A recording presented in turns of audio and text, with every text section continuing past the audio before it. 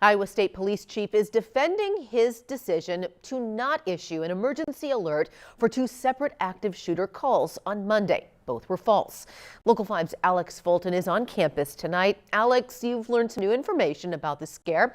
What's the latest? Stephanie, the active shooter calls came in separately, but it's unclear if they were made by the same person. The calls prompted Iowa State University Police to send a team to each of the scenes, and they quickly learned there was no real threat.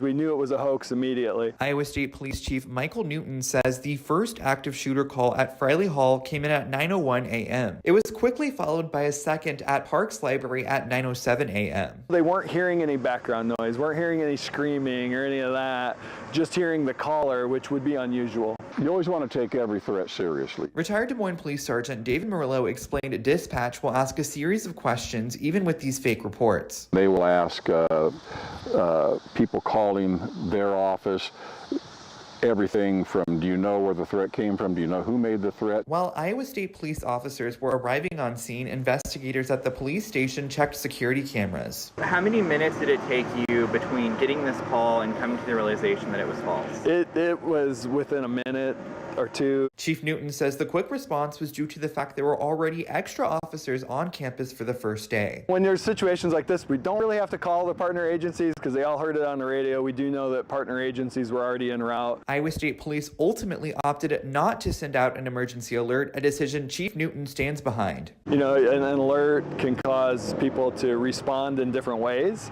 It can also trigger an emotional reaction, and then you're trying to assess as you respond, you know, why are people acting the way they are? Is it because we sent an alert out? Is it because there's actually an incident going on?